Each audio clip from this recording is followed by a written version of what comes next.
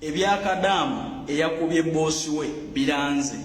Ono waakukola emyaka 2 nga tasasulwa wadde 10 oba okusibwa omwaka mulamba bweddu mu kkomera.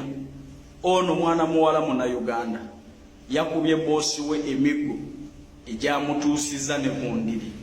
Lw'ebyo bye yabadde alowooza nti boosi we yasaziza mu paasipooti ye, ye n'asalawo akwate omuggo buli kimu kyonna akimalirize na violence.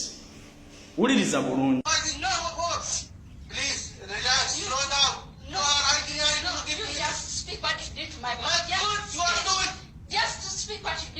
Madam, for doing what? You just speak, and Madam will come. I don't know. You just speak. Yesterday, so Madam, you are not going to. What was Madam? The Madam yesterday. Madam, yesterday I had my passport. So long time. And you came in the car and he gave it to you there outside. You thought I don't understand. Just speak what you did to my passport. Just speak. You will not understand. You will not understand. You are going to take me to jail. You will not understand. When I have beaten you. You are going to take me to passport when I have beaten you. And then you speak. What did you do to my passport? Yes, speak. Just let us No. Lessons for what? Lessons for what when you know what you did? This is what? This is not, You are the one this who is did not for this us. yesterday. Madam gave you my passport. What did you What beat will you you? do? What will you I'm do? going to beat you. No, Madam, here. You will speak what you did to my passport. Just speak. Nothing. It should be another address. The paper, read you the paper. No, Read no your paper. You see what you did. Okay, give currency. How currency you type me? How you You can speak. I can't beat you. speak. I can't beat you. You beat me. You But beat don't- me. You beat me. But I You didn't can- because you are a girl. I didn't No. beat girls. No. I didn't beat women.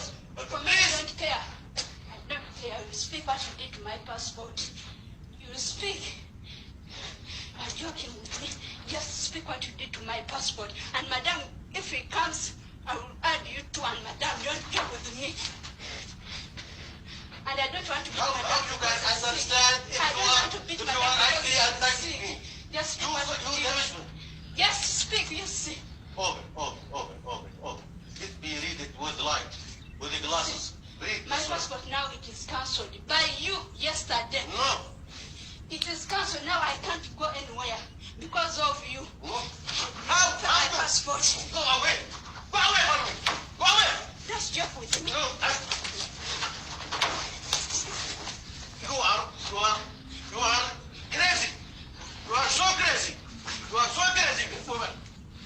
You are foolish. I know that you are foolish. I know you are foolish. You are crazy and foolish. We are not talking with you. You are talking to our heaven. What did you do to my passport? Let me read it. I'm foolish. No, you are foolish. Read it. Let him bring a stick and I kill you by joking with me. You see? Stop. You know you are taking Stop. in my process. Stop.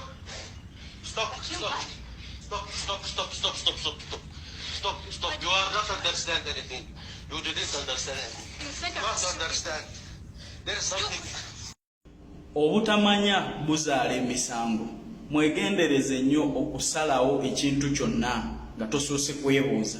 Kati bw'otunuulira mwannyinaffe ono n'ensonga eyabaddemu ekalakaasisa okwogera ebyo byonna okuba boosi we n'ebiringa ebyo nga bwe mubiwulidde ku nsonga entali ntuufu.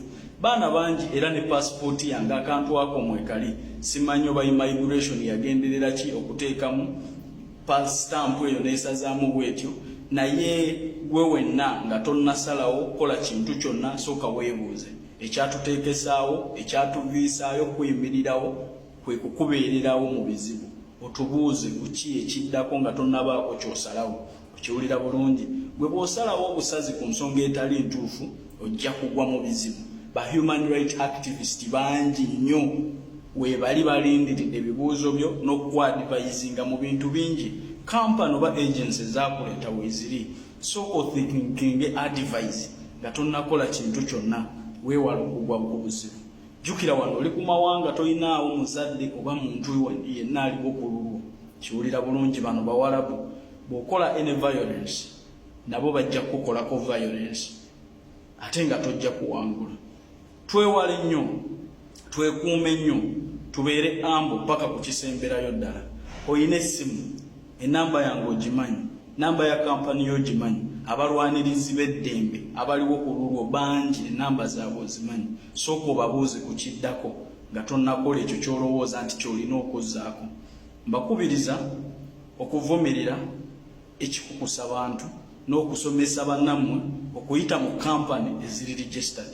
Neebaza kampani ya Labour World Connect omwezi guno November nga 5 etandise kampeyini ey'okulaba nti tulwanisa n'okusomesa abantu nti ekikukusa abantu buddu bwennyini. Mwebale nnyo kampani ya Labour World Connect eno neewadde n'abantu omukisa abaagala okugenda ebweru nga totaddemu wadde 10. Okuva November nga 5 tugenda kukiikinga kampeyini eyo. Leeta sisitawo yeewala okukusibwa ayite mu kampani eri registered ne gavumenti ya Uganda, kampani ekuumye likodi okuva lwe yatandika okukola emirimu gyayo.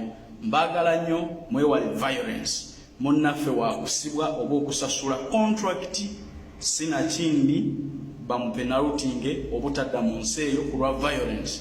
Mwewale ebiringa ebyo nga mwebuuza ku bannammwe awo we mutategedde. Mukama abampeera omukisa. Calvin Kayanja.